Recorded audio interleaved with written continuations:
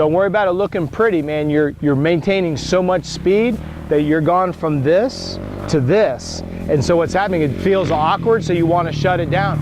The amount of momentum you're carrying is beautiful. It's beautiful. It's awkward to you because it's new, but the speed is phenomenal.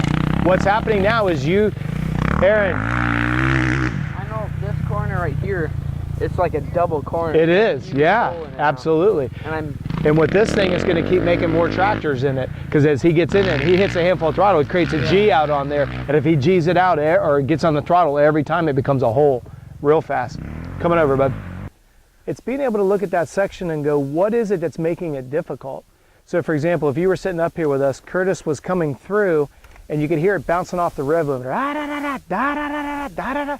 So now he's coming off this jump, he's grabbing one gear up, coming into this a little bit smoother, and then getting a drive. Now it does require that you're gonna have to grip the bike with your feet and pick it up like a BMX bike. Because if you look at this from obviously we're looking at it, look at the far right lane, look at the distance between peak to peak on the last three. So what he's having to do is, it's not like it's set up like a face, so he's physically having to lift and pick the bike up where it's at. That's one of the biggest difficulties with these 450s, is it's not as nimble as a 250 for obvious reasons. But if you can get in the habit of squeeze, lift, and put,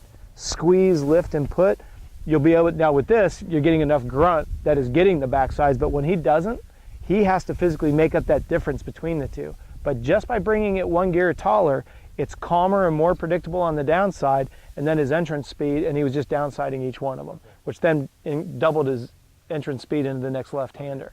There you go. And you're expecting that you're going to have some good speed, and then this guy comes in, and let's say that this guy, I mean, he just yards you. I mean, he's 15 bike lengths out of the corner. And then you go back to the rig and you get yelled at. Why on God's green earth would you take that? Well, you took that because he took the inside line, and you were told not to follow.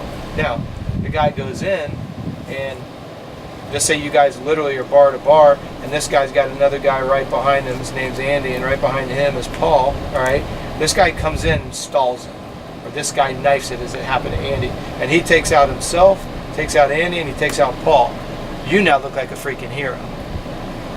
How could you go from being the ass of the group to now the hero of the group? Well, because he messed up, now you look good. Mm-hmm. That's what I always say on the opening laps. Stay away. Just try to stay away from